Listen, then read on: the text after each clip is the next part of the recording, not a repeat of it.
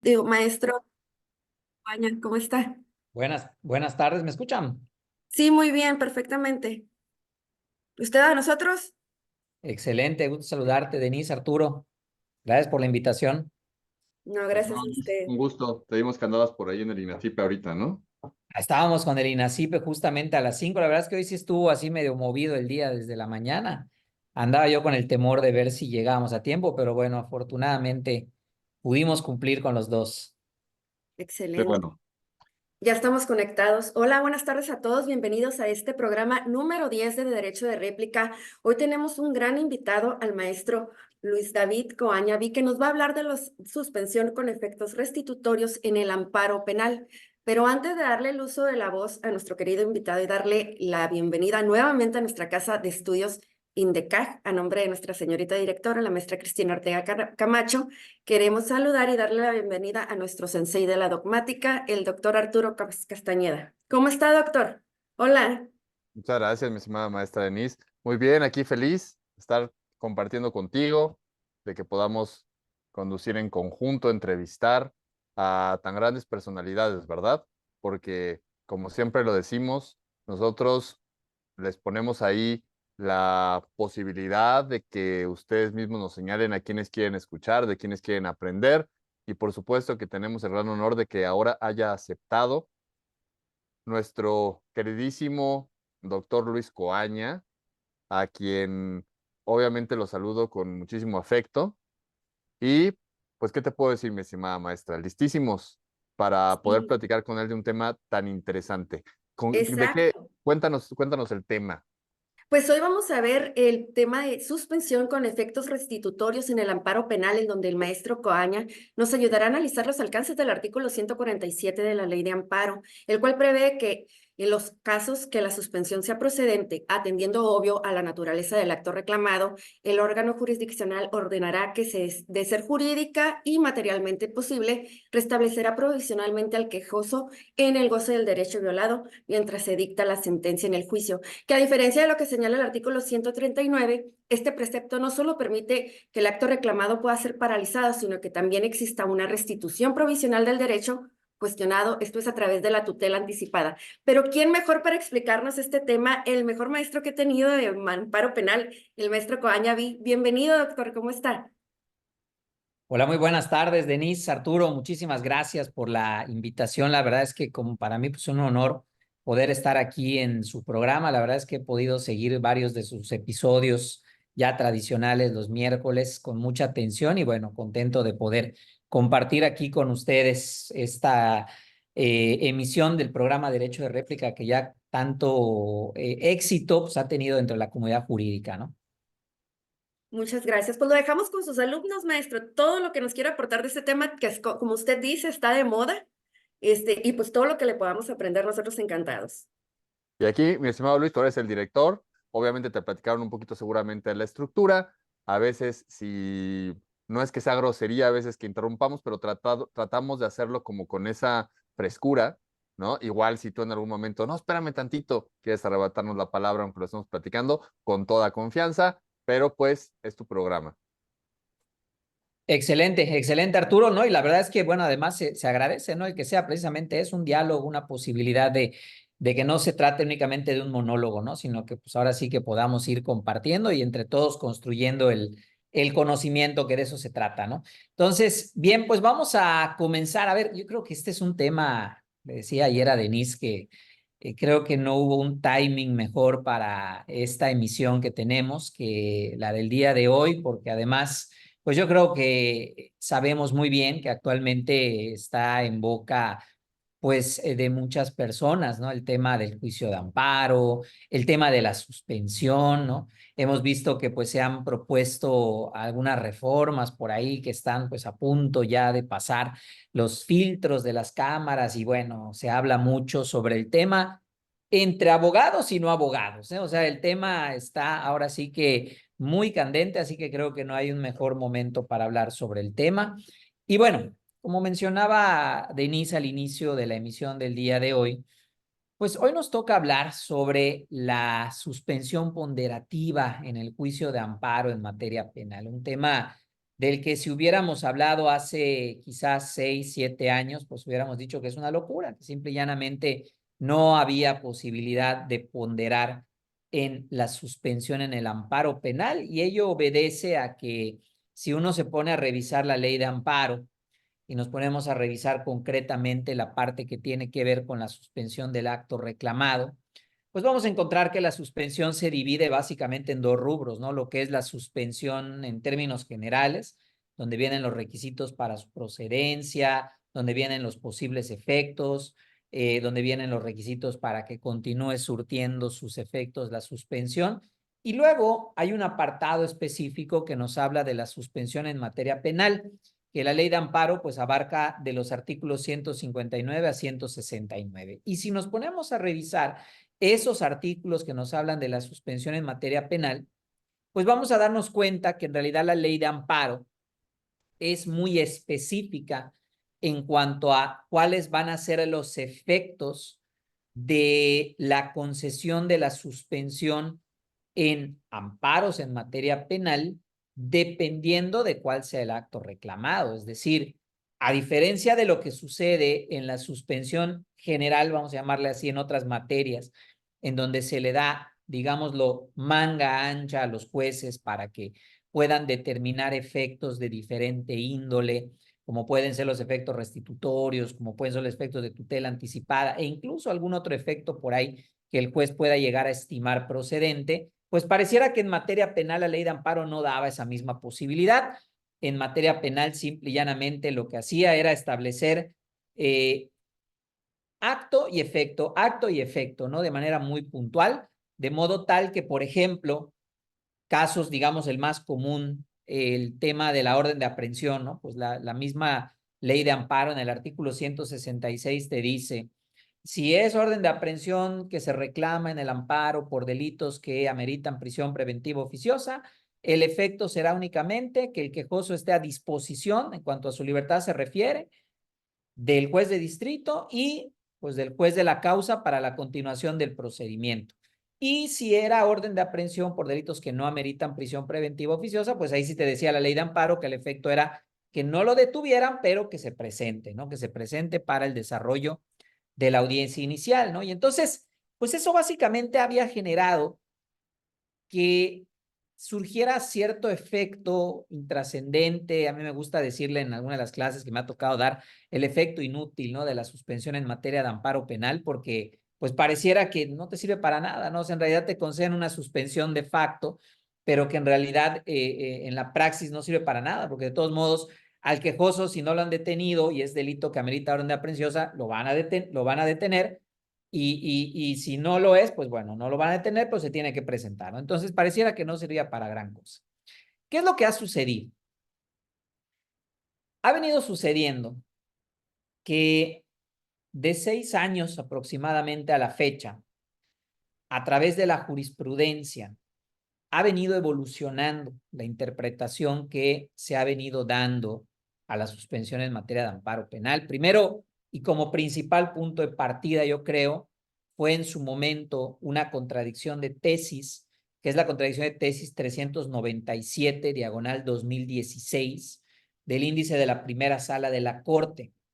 En esa contradicción de tesis, lo que la primera sala dijo era que en materia penal, la suspensión sí podía ponderarse, sí podía concederse con base en una ponderación y sí podía inclusive llegar a tener ciertos efectos restitutorios, dijo la Corte, siempre y cuando el acto que se reclame no se ubique dentro de los supuestos específicos de la suspensión en amparo penal.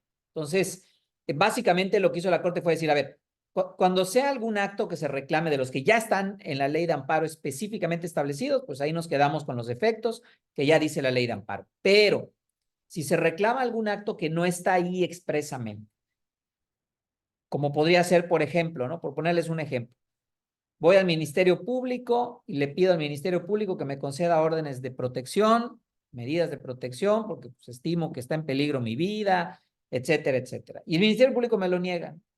Y contra la negativa a otorgarme una medida de protección, pues me voy al amparo. Y ahí yo podría plantear en la suspensión una solicitud de que se me otorgue con efectos de tutela anticipada unas medidas de protección, que se le ordena al MP que me dé medidas de protección provisionales mientras se resuelve el amparo, y acreditando una apariencia del buen derecho, un peligro en la demora. Ese caso en específico, la negativa a otorgar medidas de protección, no está contemplado en la ley de amparo, así tal cual. Entonces, ahí es donde abría la Corte la brecha, ¿no? Para que se pudiera otorgar una suspensión con efectos restitutorios, pero era nada más para esos casos. Estamos hablando de que esta contradicción de tesis me parece que se publica en el año 2018, si no me falla la memoria, y ahí es donde empieza a venir una pequeña evolución de la suspensión ponderativa con efectos restitutorios. Ahora, ¿dónde viene quizá el cambio más importante en este tema? Viene a partir de lo que ya sabemos sucedió el año pasado. Se dicta un par de sentencias de la Corte Interamericana de Derechos Humanos contra México, condenándolo por el tema de la prisión preventiva oficiosa. Y, pues básicamente en ese par de sentencias se echa abajo por inconvencional la figura de la prisión preventiva oficiosa del 19 constitucional. Sabemos que en México ese ha sido un tema que muchos jueces sí lo han acatado, sí han respetado esa decisión de la Corte Interamericana. Otros jueces dicen, pues a mí no me obliga esa sentencia de la Corte Interamericana, yo me quedo con lo que dice la Suprema Corte Mexicana en la 293/2011 y mantengo mi prisión preventiva hasta que no venga alguien que me obligue, ¿no? Y entonces, pues está ese debate, ¿no? En el foro mexicano. A mí, en el caso de un servidor, pues bueno, yo soy abogado postulante radicado en la ciudad de Mérida, Yucatán, y desafortunadamente aquí en la península de Yucatán, pues el criterio es ese, ¿no? O sea, el criterio es, pues aunque diga la Corte Interamericana lo que diga, pues a mí la Suprema Corte no me ha dicho nada distinto, así que yo mantengo la prisión preventiva oficiosa, ¿no? Y sin embargo, si nos vamos a otros tribunales del norte del país, la cosa es diferente. ¿Y por qué es diferente? Bueno, pues porque hemos visto que a raíz de este par de sentencias que se publicaron desde el año pasado contra México, pues se emitieron o se han emitido algunos criterios, sobre todo del Pleno Regional del Pleno de la región Centro-Norte, que abarca de la Ciudad de México para arriba, a los tribunales del norte del país, en donde básicamente lo que ha dicho este Pleno Regional, que recordemos que estos plenos regionales se crearon con la reforma que se hizo a la ley de amparo en el año 2021 y a la ley orgánica del Poder Judicial de la Federación. Y básicamente lo que se ha dicho, principalmente en dos contradicciones de criterios, que son la 40/2023 y la 95/2023, se ha dicho que sí se puede otorgar una suspensión con efectos de restitución provisional en casos donde se imponga una prisión preventiva oficiosa, y también se puede otorgar una suspensión para el efecto de que no sea detenida la persona en casos de órdenes de aprehensión que ameriten una prisión preventiva oficiosa. Es decir, los dos casos quizás más emblemáticos que son objeto de reclamo en el juicio de amparo en este país, que son las órdenes de aprehensión y la medida cautelar de prisión preventiva oficiosa, el Pleno Regional Centro Norte ya ha dicho si te puedo dar una suspensión y si te puedo dar una suspensión con efectos restitutorios, acatando lo que ha dicho la Corte Interamericana de Derechos Humanos. Y básicamente ahí es donde está actualmente el meollo del asunto, porque pues ya hemos visto inclusive que estas decisiones pues han inclusive hecho que por ahí algunos partidos políticos y demás se pronuncien sobre el tema y hasta le pidan a la Corte, ¿no? Oye, Corte, pronúnciate sobre esta cosa y di qué se va a hacer, ¿no? Al final del día, ¿no? Palabras más, palabras menos. Lo que le piden a la Corte es que establezca un criterio. Sin embargo, Estimado Luis, perdona que te adelante. interrumpa. A ver, para ir como fijando algunos aspectos. Hasta aquí entonces podemos como consenso señalar que en México, en general, sigue vigente desafortunadamente la prisión preventiva oficiosa. Sigue vigente. Ahora, hasta ahí, en la división que se dan de los plenos regionales, sabemos que un centro sur, pues todavía más vigente, ¿no? Y sabemos que lo que pasa en el centro norte es, a ver, espérame tantito. Yo no te digo que no siga vigente, tan sigue vigente que el juez de control te la puede imponer. Lo que pasa es que una vez que te la imponga, puedes venir conmigo de chismoso y en ese momento yo desde la suspensión, lo que te voy a decir es que se abra debate, que esa sería como se estaría analizando la parte de lo restitutorio, que se abra debate. Esto va a ocasionar obviamente un debate de prisión preventiva justificada. Habrá que justificar los riesgos procesales, la necesidad de idoneidad, mínima prevención, menor lesividad, etcétera, ¿no? Pero, ¿qué pasa cuando lo que se impone es una prisión preventiva justificada? Y bueno, salvo tu mejor opinión, porque para eso estamos aquí, para escucharte, los criterios que se han dado hasta el momento, hay una interpretación en donde al final del día, aunque te dicen por ahí, es que depende de cómo fue detenido, que yo creo que ahí pues no vendría mucho al caso, ¿no? Pero al final parece una interpretación en donde te dicen, vamos a adelantarnos en el análisis de la suspensión. Y si vemos casi, casi como que la sentencia va a salir a tu favor, entonces efectivamente desde ahí podemos restituirte en el supuesto de una prisión preventiva justificada. ¿Qué piensas? ¿Cuál sería en específico? Yo sé que a lo mejor te interrumpí y a lo mejor ibas a llegar para allá seguramente, pero para dejarlo ahí en la mesa, ¿qué debemos entender ya para el aspecto de la restitución en esta clase de puntos, que es la suspensión justificada? Ya no la de oficio, que al final del día ya sabemos cuál sería el efecto. Sí, aquí Arturo, yo creo que hay algo bien importante, ¿no? Que no podemos olvidar en el debate de la suspensión en el amparo, ¿no? Que es, a ver, como había comentado al inicio, parecía que la ley de amparo hacía un doble rasero, ¿no? Para el tema de la suspensión. Te decía, una es la suspensión para casos civiles, familiares, laborales, etcétera, y otra es la suspensión penal. La suspensión penal tiene reglas punto y aparte, ¿no? Y está debidamente establecida aquí en su propio articulado y entonces se manejan por separado, ¿no? Y entonces, lo que estamos viendo ahorita es que en realidad, pues pareciera ser que con independencia de que hay una regulación muy específica para la suspensión en la ley de amparo, con los criterios que han venido estableciéndose primero por la Corte, en esta contradicción de tesis que mencionamos, la Corte Mexicana, luego ahora la Corte Interamericana de Derechos Humanos, pareciera ser que esa línea divisoria se está borrando. Y entonces aquí es donde entra el tema, por ejemplo, de la ponderación, donde entra, por ejemplo, digo, ¿cuál es el tema medular al día de hoy para el análisis del otorgamiento o no de una suspensión en un amparo? La ponderación entre la apariencia del buen derecho y el peligro en la demora, como elementos que le deben asistir a la parte quejosa frente al orden público e interés social, como elementos que deben interesar al acto de autoridad, ¿no? O de que está revestido el acto de autoridad. Y de esa ponderación, entonces el juez decide, ¿no? Si otorga o no otorga y bajo qué efectos otorga la suspensión. Parecía que esta ponderación en la parte penal no se podía hacer.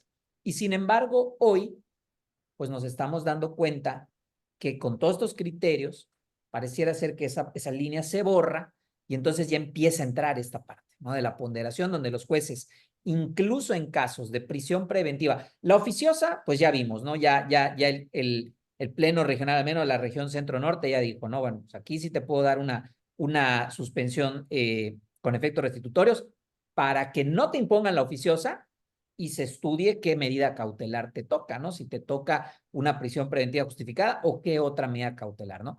Pero, ¿qué sucede en casos de prisión preventiva justificada? Bueno, aquí es donde entonces entraría, digamos, ya en el caso general, ¿no? Es decir, en el caso de, pues, la generalidad de la suspensión ponderativa bajo los análisis o bajo el análisis que se tendría que hacer de apariencia del buen derecho, peligro en la demora, orden público, interés social, y de ahí pues el juez decide si te otorga o no te otorga una suspensión y bajo qué parámetros. Me parece que hacia ahí es a donde la suspensión actualmente se está yendo, ¿no? ¿Te Maestro, parece en hasta este ahí? caso, Adelante, adelante, no, maestro. era para comentar lo que usted estaba diciendo, doctor Arturo. En este caso, entonces, el juez de distrito, cuando se impone ahora la justificada, asume jurisdicción y él impone una medida cautelar diversa. A ver, ojo, yo creo más bien no es que reasuma jurisdicción, porque recordemos que los jueces de amparo no pueden hacer esto, ¿no? Sino que más bien lo que tendría que hacer es, oye, te voy a otorgar una suspensión con efectos de tutela anticipada.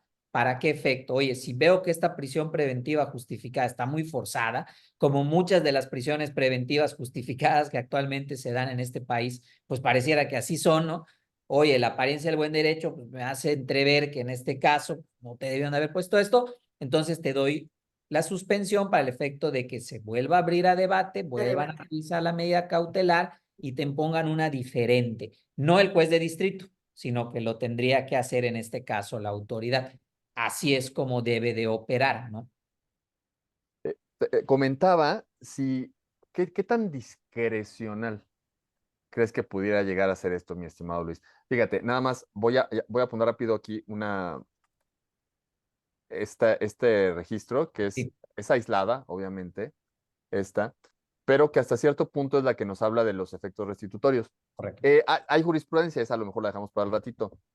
Em, Fíjate aquí cómo nos parece señalar en el criterio jurídico que debe de concederse, sí, la suspensión provisional con efectos restitutorios, pero arribita nos pone al considerar que las circunstancias en que sucedió la detención, ¿no? En primera entrada, para ver cuál es tu opinión respecto. Digo, sé que en la ejecutoria, eh, eh, eh, los que la hemos leído, podemos entender un poquito más esta parte, pero al final del día nos habla de un punto que ya nos comentarás tú, qué tanta relación tiene o qué tanta relación no. Pero a lo que voy sobre todo es que al final del día, ya en la parte de la justificación, señala sí, esta posibilidad de restituir esta suspensión ponderativa, ponderando para restituir, como bien lo señalaste, respecto a esta medida cautelar con una libertad de jurisdicción, como bien lo señalabas, pero ni en la ejecutoria, salvo tu mejor opinión, y ahorita la podemos poner aquí,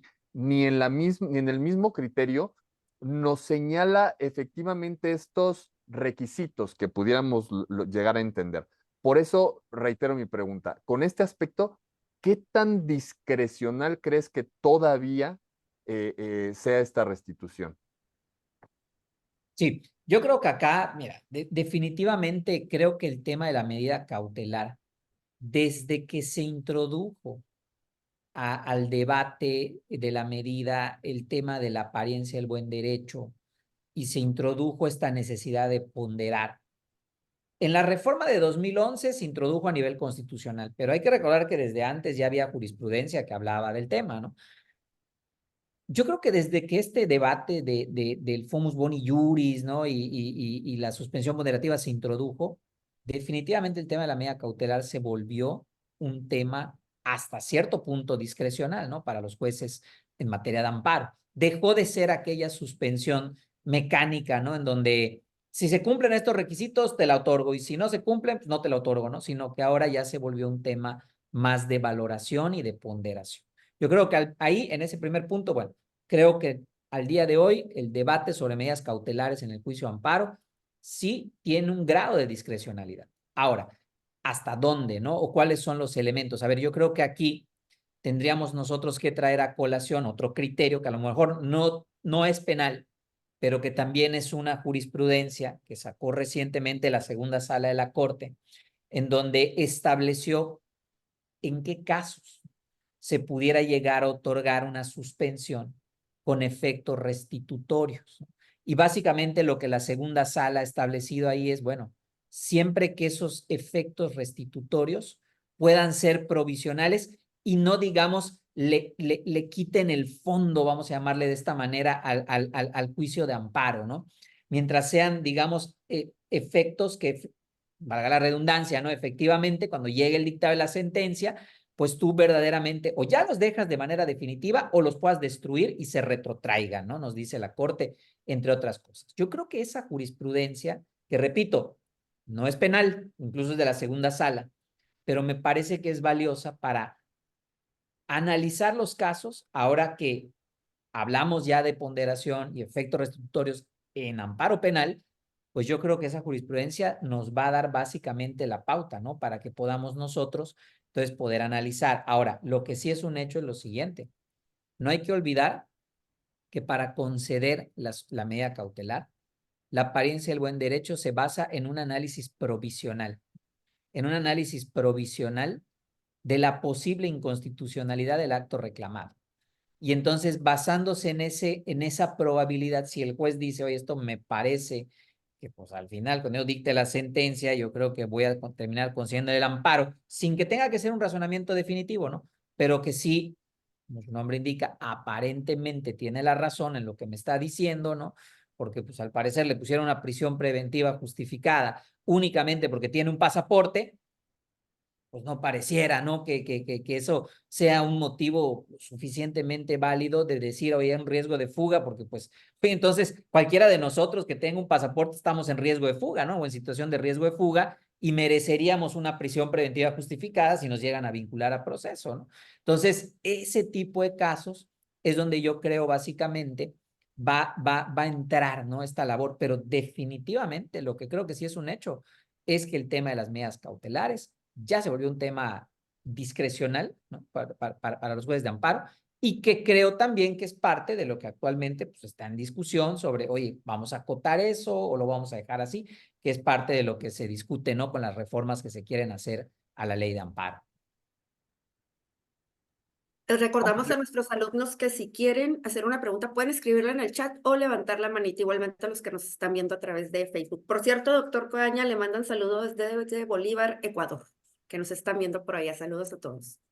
Oye, ya internacionalizado como siempre, señor Luis. Pues sí, efectivamente, para dejarte continuar, te agradezco mucho ese tema porque me parece que esta discrecionalidad, como bien lo señalas, hasta qué punto esta parte de la apariencia del buen derecho, el peligro en la demora, en una audiencia inclusive pareciera ser retórica pura y al momento de tratar de escudriñarla, nos encontramos con que lo que puede ser aparentemente justo para el juez de distrito, quizá no lo será para el magistrado del tribunal de circuito, y esa es la parte interesante. Pero adelante, mi estimado Luis. Sí. Aquí yo creo que hay otro punto también bien interesante, ¿no? Que es el siguiente. Este famoso efecto que trae la ley de amparo en materia penal que nos dice, para el efecto de que quede a disposición del juez de distrito por lo que hace a su libertad.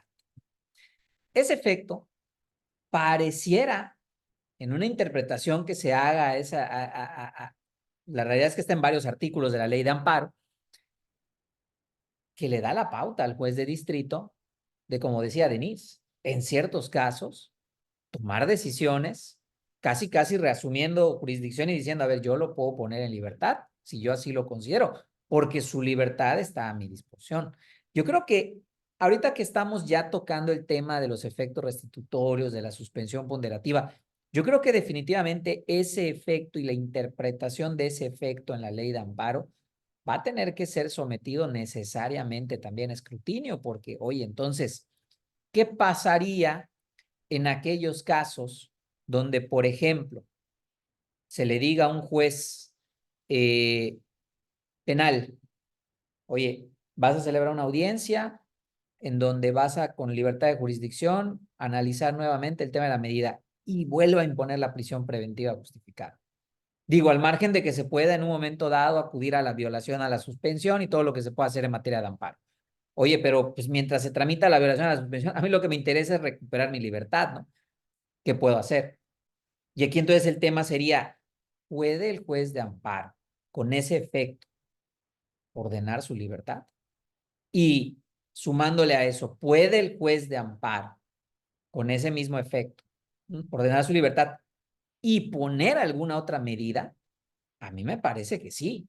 A mí me parece que es lo suficientemente amplio el artículo o lo deja amplio el artículo del legislador como para poder establecer, oye, si estás diciendo que está a tu disposición, bueno, pues entonces ejerce esa facultad y si estás viendo que el juez de control no quiere acatar la dirección que tú le estás dando en la suspensión, bueno, pues entonces tú, juez de distrito, otorga la suspensión, ¿no? Porque si no, pues ¿para qué dice eso la ley de amparo? Entonces yo creo que ahora que estamos viendo, porque antes, repito, antes estaba todo muy acotado y nadie discutía el tema de la medida cautelar en materia penal, pues porque era un tema ya digamos, entendido. Pero ahorita que vinieron ahora sí que a mover todos los cimientos con estos criterios que han venido saliendo, con la sentencia de la Corte Interamericana, creo que estos temas empiezan ya a ser parte de la discusión en materia de amparo penal, ¿no? Y el tema de la medida cautelar, donde no necesariamente tenemos que esperar hasta el fondo, ¿no? Hasta el fondo del asunto, que se resuelva el amparo en definitiva, sino que ya desde la medida cautelar podemos obtener efectos diferentes. Creo que esa parte también va a tener que ser objeto de interpretación de los tribunales colegiados, de la Suprema Corte de Justicia de la Nación eventualmente. A mí me han tocado ya algunos asuntos en donde ya directamente le hemos expuesto al juez de distrito. El juez ejerce la facultad que dice el 163 de la ley de amparo, y toda vez que el juez de control no ha querido cambiar la medida cautelar, pese a que tú ya has conseguido una suspensión para tales efectos, bueno, pues entonces cámbialo tú, ¿no? O sea, si está a tu disposición su libertad, bueno, pues entonces tú ordena cuál será la nueva medida y establece parámetros, ¿no? Para ello. Y lo que pasa es que los jueces, pues no, todavía no, digamos, no todos, ¿no? Obviamente, no todos le entran al análisis. Te dicen, no, no, no, la ley de amparo no me autoriza eso, pero la realidad es que la ley de amparo, si uno la lee, pareciera que sí te da la pauta, ¿no? O sí les da la pauta para que lleguen a tener esos efectos. Creo que aquí, mi estimado Luis, es pertinente comentarte algo que me acaba de suceder en un asunto. Este fue en orden de aprehensión, pero es muy similar, porque en orden de aprehensión se le dice precisamente al juez de distrito, ¿sabes qué? La suspensión con el efecto, porque inclusive todavía, habrá sido hace unos 4 meses, todavía no había subido el criterio que ahora ya está en jurisprudencia, en ese momento todavía no estaba tan claro, en donde le decía, bueno, una de dos, o señala que no se apertura debate de medidas cautelares, o en el supuesto de que se apertura y fijen una prisión preventiva justificada, di que no se va a ejecutar. Y entonces el juez de distrito no dice absolutamente nada de ello.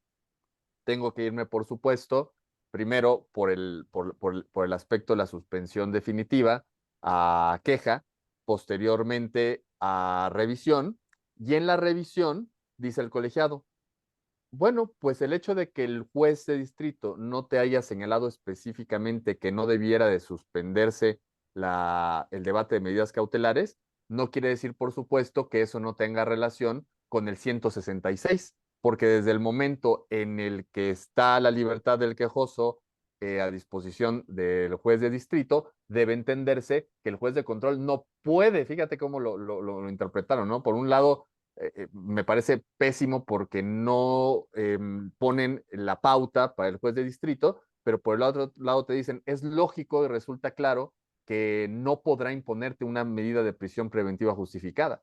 Entonces, ya con estos parteaguas, me parece que efectivamente en el supuesto de una prisión preventiva justificada, en donde solicites la suspensión con efecto restitutorio y estos requisitos y esta discrecionalidad te permitan que se otorga, también te daría la facultad de decirle al propio juzgado de distrito, oye, y avísale al juez de control que ya no me la va a poder imponer. Lo que sí me he dado cuenta es que no te ponen una medida diferente a la famosa garantía económica Sí, que sí, es todos la única que conocemos. regularmente, sí. Exactamente, entonces, pero pues ahí está, lo que tú dices, efectivamente se ha dado. Adelante, mi estimado Luis. Sí, digo, es que en realidad ahorita yo creo que lo que está sucediendo es eso, ¿no? O sea, lo que está sucediendo es que con todos estos criterios que han venido en últimos meses, sobre todo, eh, definitivamente, pues hay los jueces que dicen, oye, pues, yo hago una aplicación garantista de la ley de amparo, una aplicación garantista del criterio que estableció el Pleno Regional, y otros que te dicen, no, yo continúo con lo de siempre, con lo que ya vi, con lo que no está a su disposición. Incluso ya vimos, ¿no? Que por ahí también está ese debate, ¿no? Sobre el tema de, a ver, el que diga que está a disposición del juez de distrito quiere decir que entonces el juez de control no puede disponer absolutamente nada en torno al tema de las medidas. Hay jueces que dicen, pues sí, efectivamente, si está a disposición del juez de distrito yo no puedo decir nada, pero hay otros jueces de control que no, dicen, no, pues a mí no me dijeron que yo no pueda imponer ninguna medida y voy e impongo medida cautelar, ¿no? Entonces, está también ese tema y desafortunadamente, pues entonces prácticamente, ¿qué es lo que sucede? Que estamos a criterio, ¿no? Oye, pues este juzgado tiene ese criterio, pero este otro juzgado tiene este otro criterio, ¿no? Y este otro tiene este tercer criterio. Entonces, pues entonces viene la inseguridad jurídica, ¿no? Es como lo que comentábamos con los plenos regionales, ¿no? De que oye, si tengo, entre comillas, la fortuna, ¿no? De que mi caso es de la Ciudad de México para arriba, pues ahí sí hay efectos restrictorios, pero si es de la Ciudad de México para abajo, ahí no hay efectos restrictorios.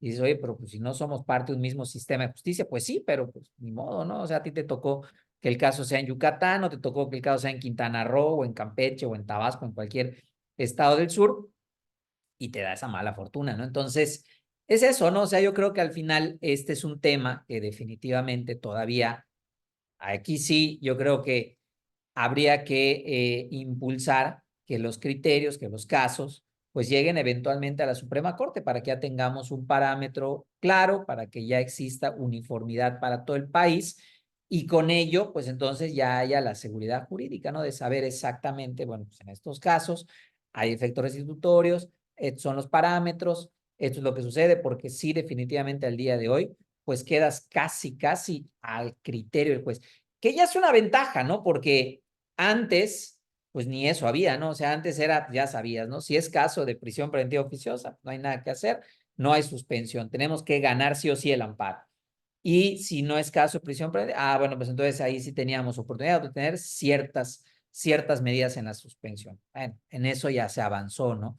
Pero, pues bueno, yo creo que sin duda estamos frente a un tema que está todavía lejos de resolverse y más aún con la reforma que pues presumiblemente ya está prácticamente cocinada, en donde se pretende pues acotar ciertas facultades de los jueces de distrito en materia de suspensión del acto reclamado. Habría que ver, digo, yo no me atrevería todavía a adelantarme porque habría que ver cómo viene ya la reforma, porque pues por ahí han estado circulando que si el proyecto de X senador y luego el proyecto de este otro senador es el que se aprobó y que ahorita ya se aprobó el de la Cámara de Diputados. Entonces, la realidad es que todavía no sabemos exactamente, oye, cuál es el que realmente se va a aplicar y cuál es el que realmente se va a publicar. Yo diría que pues, hay que esperar a que se publique ya la reforma como tal, que según entiendo, esto va a suceder a más tardar el 30 de abril y ver entonces ahí pues qué va a pasar, ¿no? Con el tema de la suspensión y cómo se acota la figura de la suspensión con esa reforma, ¿no? No, pues excelente. ¿Alguien quiere hacer alguna pregunta? Prendan su micrófono, si no, para seguir escuchando a En mi lo que estimado. los compañeros se deciden, doctor, ¿qué le parece si le leo al doctor Coaña una preguntita del chat? Adelante. Bueno, de Facebook, dice, ¿pero qué pasa cuando el juez de distrito asume o invade funciones del MP y fija medidas de restricción para que la madre de una menor no se acerque? Y en el amparo protege a la quejosa y quedan sin efecto las dos anteriores. Y quedan sin efecto aunque hayan pasado dichas medidas de restricción. Creo yo, la MP tiene jurisdicción para salvaguardar el derecho superior del menor, pues ¿dónde queda la protección de la víctima en contra de su victimario? No sé si se alcanzó a comprender. A ver si entendí. Entiendo que entonces el juez de distrito, ¿no? Es el que en la suspensión dictó ciertas medidas, ¿no? Ciertas medidas de De restricción restricción. como Ujú. parte de la medida cautelar para salvaguardar el derecho de los menores, ¿no? Yo creo que eso es algo que los jueces de distrito sí tienen la facultad para hacer. O sea, el 147 en su tercer párrafo de la ley de amparo sí le da la pauta a los jueces de distrito la posibilidad de fijar medidas que permitan precisamente esto. Ahora, por supuesto que pues yo puedo combatirlas, ¿no? Hay diversas maneras de poderlas combatir. Las puedo combatir a través de una queja, a través de un recurso de revisión dentro del juicio de amparo, pero si el caso está subyúdice a la jurisdicción del juez federal, me parece que el Ministerio Público del caso pues no va a poder hacer nada, ¿no? Salvo que pues en la suspensión se le dé ciertas libertades de jurisdicción para resolver ahí, pero me parece que mientras el amparo esté vivo y pendiente de resolverse, habrá que acatar las medidas. Inclusive por ahí, yo no sé, independientemente del sistema recursal en el amparo, pues incluso hasta el mismo Ministerio Público de la Federación, recordemos que este es parte en el proceso, pues no sé si a través de algún escrito, algún recurso por ahí, recuerden que el Ministerio Público de la Federación pues tiene una actuación ahí que tendría que ejercer, pues por ahí también pudiera servir de algo, ¿no? Y fíjate qué interesante, y también para que sigamos aprendiendo de ti, mi estimado Luis. Si vamos a decir que están todos frente a su computadora, ya has platicado inclusive que esta parte de la suspensión, sabemos que en la ley de amparo tiene su parte específica, que se ha tomado algo de la parte general a través de ciertos criterios, pero en tu fundamentación, para hablar de una suspensión ponderativa, primero es decir, la facultad de ponderar la posibilidad de restituir en ciertos casos, ¿cuál sería o cuáles serían tus principales fundamentos desde el 103 o 107 constitucional, pasando por la ley de amparo y algún criterio contundente para que pudiera utilizarse como premisa mayor en tu concepto de violación?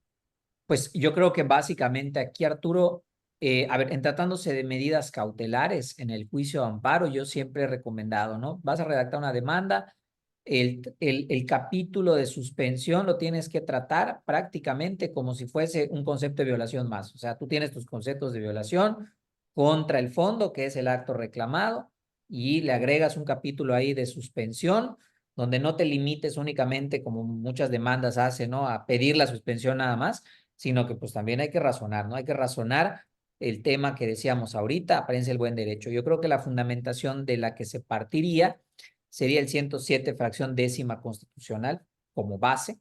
De ahí pues lo aterrizamos al 138 de la ley de amparo, que es el que te habla de la apariencia del buen derecho, ponderada con el orden público y el interés social. Tendríamos que invocar también en casos de interés legítimo el 131, el 147 sobre todo para los efectos restitutorios o la posibilidad de tener efectos restitutorios.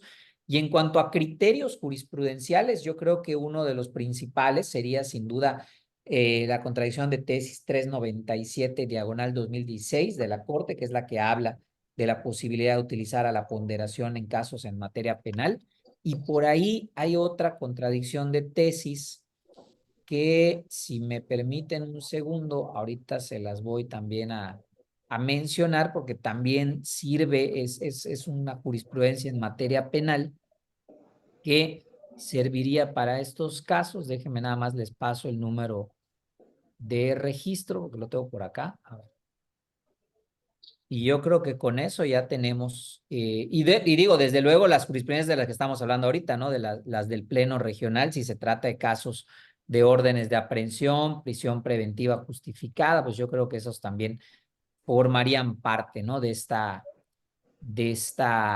fundamentación. A ver si lo traigo por acá. Aquí está. A ver. Ok, les decía, es la contradicción de tesis 397 diagonal 2016. Ese yo creo que es importante.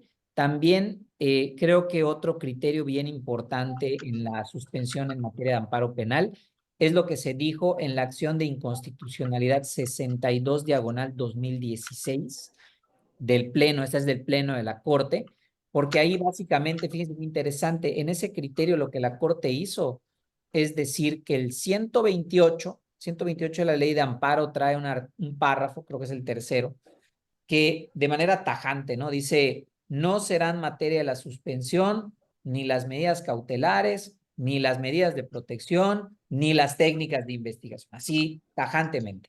Y sin embargo, la Corte en esta acción de inconstitucionalidad, repito, es la 62 diagonal 2016, aquí sí la Corte dijo, a ver, ese 128, aunque parezca que es muy tajante, de todos modos, si se hace una interpretación conforme, casuísticamente sí se puede conceder la suspensión, siempre y cuando pues tú puedas argumentar apariencia del buen derecho, peligro en la demora, etcétera, etcétera, ¿no? Entonces, yo creo que también vale la pena en esos casos en específico invocar esta acción de inconstitucionalidad.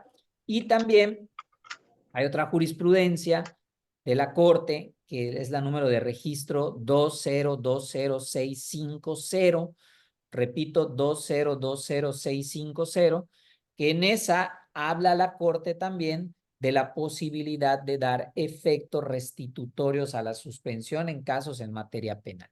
Entonces, yo creo que al menos estos criterios van de cajón, ¿no? En la argumentación que se haga, en tratándose de medidas cautelares para la suspensión penal. Oiga, No, pues, maestro, hace rato, perdón, doctor. no, adelante, adelante, adelante. Sí, es que hace rato el maestro Coaña ahí mencionó algo de lo que quería preguntarle. ¿Qué opinión tiene respecto a algunos criterios de juzgadores que consideran que otorgar la suspensión con efectos restitutorios va en contra de la esencia del juicio de amparo porque a su criterio se estarían ampliando los alcances de los efectos de la medida cautelar, de no solo mantener el Estado en las cosas que se encuentran, sino que conllevaría hacer un pronunciamiento respecto de la legalidad de la misma, del acto reclamado, ya que dicha situación es propia de la sentencia de amparo y se estaría entrando al estudio de fondo y tendría como consecuencia que el juicio de amparo quedara sin materia. No, pues definitivamente yo creo que habría que mandarlos a leer la contradicción de tesis que ya sacó la segunda sala.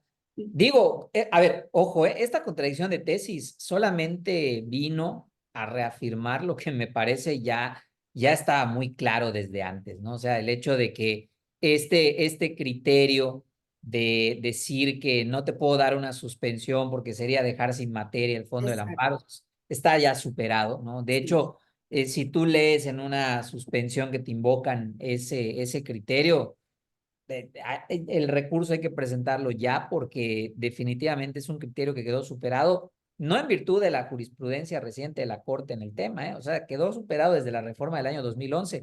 Lo que pasa es que a veces, desafortunadamente, como nos pasa en muchos temas jurídicos en este país, la costumbre se hace norma, ¿no? Y desafortunadamente esos formatitos que existen, que dicen este párrafo, dos párrafos, donde se incluye esto, pues siguen abundando, ¿no? En los juzgados de distrito. Y entonces, pues es más fácil, ¿no? Razonar eso a, pues, hacer una suspensión o conceder una suspensión que tenga estos efectos, donde se haga una ponderación, porque, pues bueno, ya de antemano, digamos, pues está más fácil negarlo. Y lo que muchas veces sí, pasa también, ¿no? Muchas veces también sucede que, a ver, no, esto mejor que me lo ordene el colegiado, ¿no? Que se vaya al colegiado y que el colegiado a través de un recurso me lo diga y ya lo hago, ¿no?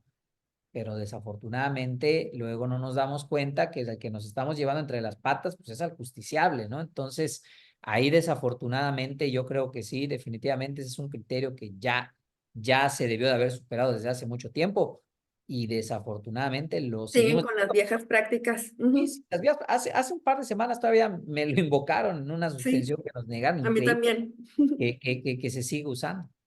Sí, Sí, ya digo, la mayoría, inclusive tesis, aunque sean aisladas, ya viene también analizada esa parte de que ese ya no es un pretexto, por decirlo de esta manera. exacto. Pero a ver, mi estimado Luis, a ver, vamos a ubicarnos. Estamos en audiencia de imposición de medida cautelar. Y entonces, Ministerio Público tiene que cumplir con las 4 etapas del test de proporcionalidad, lo que ya hemos mencionado, la mínima intervención, que abarca la proporcionalidad en estricto sentido, en amplio sentido, la necesidad, la idoneidad, etcétera. Cuando trata de justificar, vamos a decir, el riesgo procesal por un 168, y vamos a establecer que nos señala u opta por la fracción primera, que es la más obvia, ¿no? En esta fracción primera, cuando tendrá que justificar tanto tu arraigo por domicilio como por asiento de familia, como por asiento habitual y las posibles facilidades, vamos a decir que es claro en esta apariencia del buen derecho que teniendo la carga de la prueba, que ya hemos platicado que es bastante discutible, porque si con un juzgador como defensa tú no llegas a acreditar también lo contrario, seguramente vas a tener problemas, pero vamos a señalar que efectivamente sea un poquito extraña. Es decir, trato de ser muy específico. Habla de que se dio un domicilio, pero el Ministerio Público, para comprobar la existencia del domicilio, mandó a su policía, pero pues no se desprende de la entrevista o de la inspección que el policía siquiera había tocado, tomó unas fotografías por ahí, por decirlo de alguna manera. Está raro, en esta apariencia del buen derecho pareciera que el justiciable sí dio su domicilio y que la fiscalía no utilizó todos los medios que tenía para poder acreditar de manera plena esta necesidad. Eh, Pregunta, ¿juega igual la apariencia del buen derecho desde el riesgo procesal que desde, por ejemplo, la subsidiariedad? Es decir, si se encontrara un riesgo procesal plenamente acreditado pero no hubiera argumentación técnico-jurídica para efectos de explicarte, o sea, no se fue a tu 155 a decirte esta no por, esta no por. ¿Juega igual para el efecto restitutorio, independientemente de la discrecionalidad, o hay variación? Yo creo, a ver, de entrada, yo creo que cuando hablamos del tema de medidas cautelares y cuando hablamos de las medidas cautelares en el sistema procesal penal y de las medidas cautelares en el juicio de amparo, yo creo que ahí de entrada tenemos que hacer una distinción, ¿no? Ahora bien, con independencia de esto, en el tema penal, ¿no? Yéndonos a lo que es la audiencia en estricto sentido, ahí me parece que el Ministerio Público, merced a que tiene esta carga de la prueba, ¿no? Que es discutible y demás, pero pues bueno, la tiene ahí establecida. Me parece que ahí definitivamente la prueba o el dato se tiene que analizar desde la perspectiva, vamos a decirlo, de la subsidiariedad, es decir, desde el punto de vista en donde esa prueba, por ejemplo, en el caso específico del policía que fue al domicilio y tomó fotografías y demás, bueno, tengo un dato de prueba que presumiblemente me dice que esta persona pues, tiene un arraigo, ¿no? Vive en este domicilio. Si yo eso, por ejemplo, lo puedo concatenar con otro dato de prueba, no sé, el INE o alguna otra prueba ahí que yo pueda tener, algún otro dato de que pues, efectivamente esa persona tiene un arraigo, bueno, yo creo que ahí es donde se empieza a entrelazar los datos o el cúmulo de datos para que yo pueda considerar, bueno, pues no existe un riesgo de fuga, pues aquí tiene un arraigo, me parece, ¿no? Y está acreditado no solo por un dato de prueba, sino por 2 o hasta 3 datos de prueba, ¿no? Que pudieran haber sobre ese tema. Ahora, eso en la parte penal, pero en la parte de amparo, más bien me parece que esta apariencia del buen derecho, aquí, a diferencia de lo que pasa en el penal, donde es carga del MP, aquí la apariencia del buen derecho, la carga es del quejoso. O sea, aquí definitivamente en el juicio de amparo, el que tiene que demostrar la apariencia de inconstitucionalidad del acto que se reclama en el amparo es de la parte quejosa. ¿Por qué? ¿Por qué razón? Porque hay que recordar que cuando elevamos ya un tema de amparo, los actos de autoridad en principio se presumen constitucionales y por ende válidos desde el punto de vista legal. Entonces, ¿qué sucede? Que aquí quien tiene que romper, digamos, esa apariencia de constitucionalidad es el quejoso, ¿no? Y entonces aquí sí le correspondería al quejoso desde la parte argumentativa en la demanda y con las pruebas que pudiera llegar a juntar a la misma demanda y en el incidente de suspensión, pues poder romper esa parte, ¿no? Entonces yo creo que así es más o menos como habría que distinguir esa parte, ¿no? Entonces, para ya darle el uso de la voz a dos personas que han levantado la manita, ¿podemos estar de acuerdo que esto, por eso lo pregunté, Sí, podemos estar de acuerdo que esto fortalece esta parte que no es cierto que la carga de la prueba sea el Ministerio Público? Vamos, si tú como defensa no fuiste a exponer tus antecedentes de la investigación para desacreditar la existencia del riesgo, por poner un ejemplo, u ofreciste tus medios de prueba para ese mismo efecto, te lo van a cobrar en el recurso, claro. porque, porque entonces tú qué vas a decir, ¿la carga de la prueba es del Ministerio Público? Pues sí, allá, pero Allá, acá. es correcto. Sí, pero en el amparo no. Entonces es un discurso declarado, mi estimado Luis, ¿no? Totalmente. Digo por Y lo entonces, peligroso de los que en algunos cursos o algo nos dicen, no, es que mira, ya salió este criterio y es carga de la prueba del claro, Ministerio Público. Híjole, totalmente. ¿no? Y tenemos que ver al proceso, Arturo, creo que tocaste un punto bien importante. Tenemos que ver al proceso como un todo, es decir, no solo lo puedo Sí, ver desde la parte del proceso ordinario, ¿no? Sino que hay que recordar que eso se complementa con el amparo también. Y cuando yo me vaya al amparo, en el amparo las pruebas que no ofrecí o lo que no dije en la audiencia, en el amparo ni en suplencia de la queja voy a poder traerlo. Porque si bien es cierto en materia penal hay suplencia, pero lo que no hay es suplencia de lo que no hice o lo que no probé o lo que no dije en la audiencia del proceso penal acusatorio, ¿no?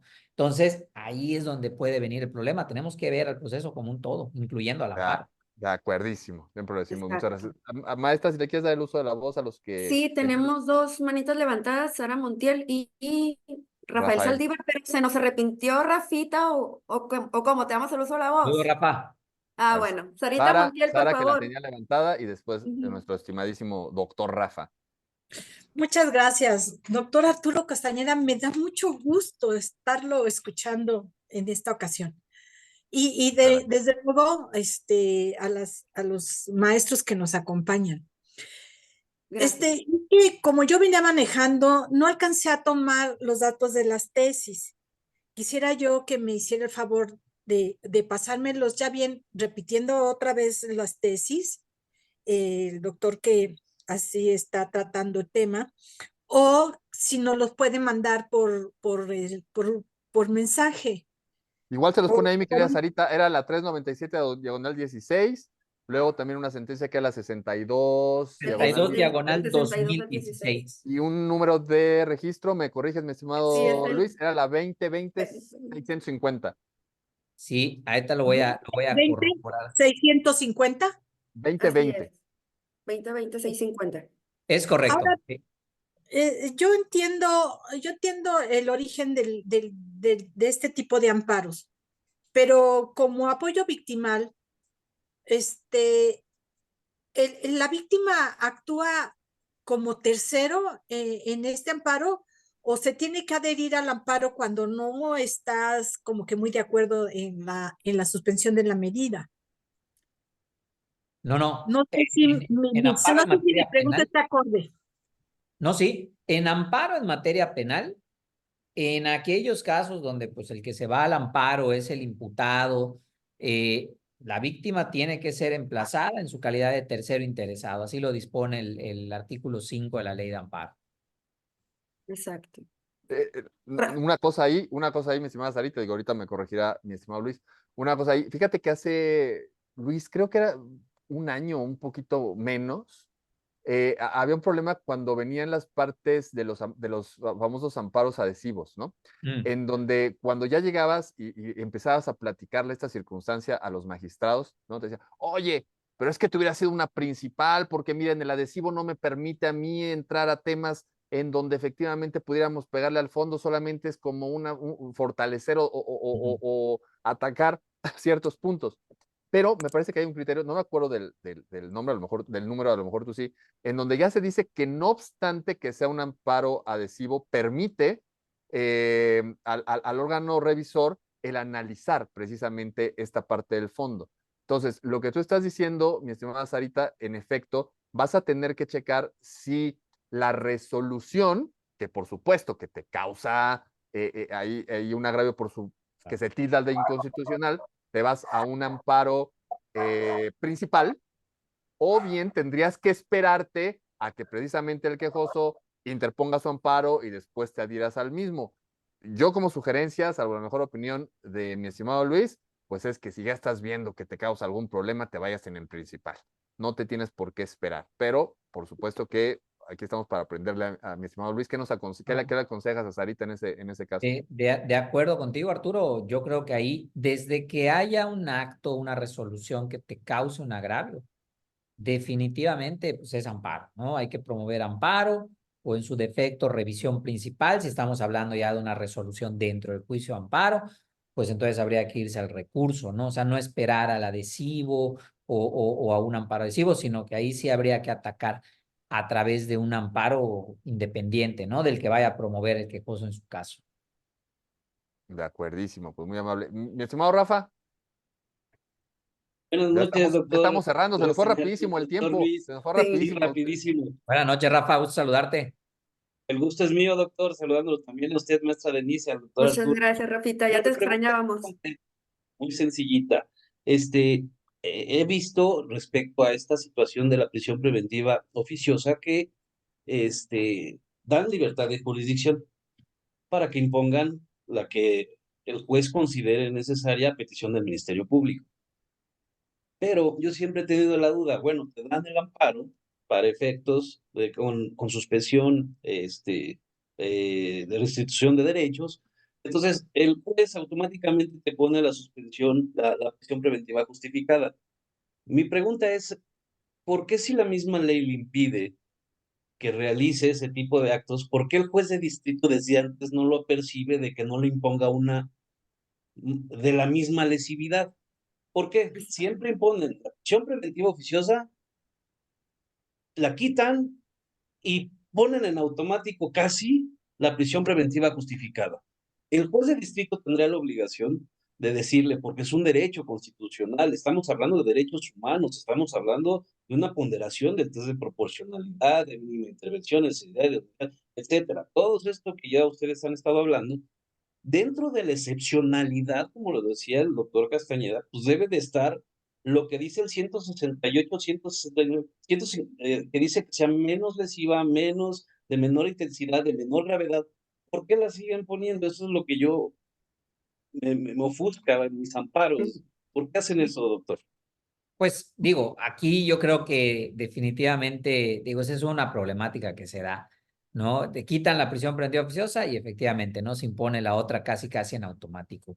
Ahí definitivamente yo creo que lo que nos queda a nosotros son dos vías, ¿no? En una de esas es o promover un nuevo amparo contra la imposición ahora de la prisión preventiva justificada, atendiendo, pues ahorita lo que platicábamos con Arturo, ¿no? El tema de, oye, si vas a debatir en la justificada, bueno, también en la audiencia tendrías que dar los argumentos por los que no se debía de imponer la prisión preventiva justificada.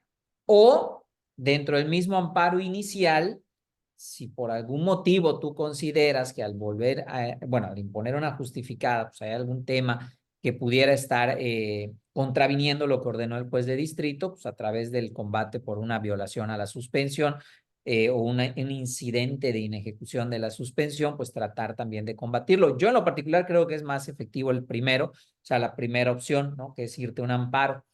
Pero yo creo que va a tener que ser así porque desafortunadamente ese es otro de los temas que traemos muy arraigados, así como el tema este de que las suspensiones con efectos restitutorios dejan sin efectos la sentencia, que no es cierto.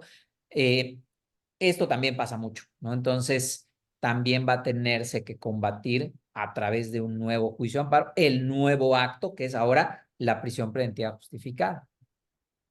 Para que no fueran interminables, mi estimado Luis, verías procedente que desde que se solicite, es decir, desde que se interpone el amparo en contra de la aplicación de la prisión preventiva oficiosa, sabiendo que te van a dar el efecto restitutorio, solicites algún lineamiento respecto de la lesividad y los principios que mencionaba Rafa para posteriormente atacarla desde el exceso o defecto? Es correcto, o sea, yo creo que ahí hay que tratar desde la misma demanda de amparo, donde se solicita la suspensión, pues establecer los efectos para los que se pretendería. Digo, al final eso no quiere decir que el juez de distrito realmente los vaya a atender, al final él va a decidir cómo va a ser, pero a ti no te quita absolutamente nada el proponerle al juez, oye, considero que en este caso los efectos deben ser tales y tales y tales, o estos lineamientos son los que yo pretendería pues, que tú dictaras, y ya el juez decide, ¿no? Al final, yo creo que sí vale mucho la pena hacer la proposición. Pues mi estimado Luis, mi estimado maestro, te agradecemos muchísimo que hayas aceptado la invitación. Sé que a veces falta tiempo, estos programas son así, pero no me queda duda de que hemos aprendido muchísimo en esta hora. Así que no me resta más que agradecerte, extenderte inclusive, si la maestra Denise, que por supuesto va a estar de acuerdo, una invitación posterior, ya sea para seguir platicando de este o de algún otro tópico. Muchísimas gracias también a todos los que se conectaron. Muchas gracias a Indecag por el espacio y Hola, por... buenas tardes. Oigan, maestro Luis, qué gusto tenerlo aquí con nosotros en INDECAC, pero no me quisiera ir, Arturo, y perdonen que abuse de ustedes, pero tienen varias preguntas en Facebook de todos los que nos Yo están no veo Facebook, siguiendo. no tengo Facebook, pero si tú o la maestra Denise Ujú, quieren Sí, yo leí hacerla. una, pero surgieron otras dos, ¿verdad, Miss? así es. Ujú. Cristian Que no, Guerrero dice, si no que te no se ponen me la medida, clase, maestra, disculpe la interrupción, pero es bien interesante este tema y está ahorita en boga. Que nos den otra clase, profesores. claro que sí, Pues vamos a invítalo, Cris, a dar un taller. exacto, era lo que estaba pensando, he estado escuchando, es súper interesante y de verdad que hay mucho interés también en las redes sociales de INDECAC, hay preguntas bien interesantes para que sepan que los estamos leyendo y todo, y bueno, vamos a invitar al maestro Luis para que esté con nosotros. Dice Cristian Guerrero, no sé si fue esta la que leíste o las pasadas de No, mí. leí Si no la te de ponen, la protección a menores, la del ok, brazalete no. dice Cristian Guerrero, si no te ponen la medida de prisión preventiva justificada, te pueden imponer el brazalete electrónico o únicamente la garantía económica. Bueno, eso ya dependerá del debate en la audiencia. Regularmente, cuando te conceden la suspensión con efectos restitutorios, el que le dejen libertad de jurisdicción al juez de control implica que queda a criterio de lo que suceda en la audiencia, de lo que pida el MP, de lo que logre acreditar, de lo que logre debatir la defensa y al final de lo que decía el juez. Entonces puede ser brazalete, puede ser arraigo domiciliario, puede ser garantía económica o cualquiera de las medidas del 155. Gracias. Cristian Guerrero dice, en un mismo amparo principal, y si te fijan nuevamente prisión preventiva justificada, ¿se consideraría un nuevo acto reclamado? Sí, claro. Sí, sería un nuevo acto reclamado, salvo que haya elementos en la suspensión, lo que platicábamos hace un momentito con Arturo, salvo que en la suspensión se hayan dado elementos o lineamientos que pudieran establecer que, oye, no debió de haber impuesto ni siquiera la prisión preventiva justificada, y entonces, pues a lo mejor ahí habría la posibilidad de irte a un incidente de inejecución de la suspensión en el mismo amparo inicial. Gracias. Y por último, Alberto Iñiguez, en un amparo contra un auto de vinculación a proceso no se pidió la suspensión. ¿Podría solicitar con efectos restitutorios la prisión provisional? La prisión provisional. A ver, La La suspensión, suspensión debe sería, referirse a ¿no? la suspensión. yo creo que debe ser la Suspensión. suspensión, ¿no? Sí, claro, o sea, si no se La pide suspensión. acordémonos que la suspensión se puede solicitar en cualquier momento en el amparo mientras no se haya resuelto en definitiva. Así Mientras es. no se haya resuelto en definitiva, tú puedes pedir en un escrito aparte que te otorguen la suspensión, se razona, plasmas ahí tus argumentos, los efectos, etcétera. O sea, no hay ningún inconveniente en solicitarlo después, siempre y cuando no se haya resuelto ya en definitiva el amparo. Hasta antes de la sentencia de revisión, Sí. vamos. Exacto.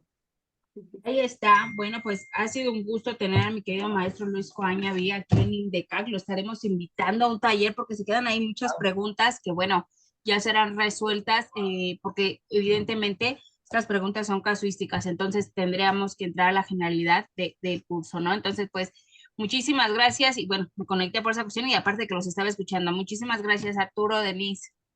Gracias, Miss. Hombre, a ti por Gracias, conectar. maestro.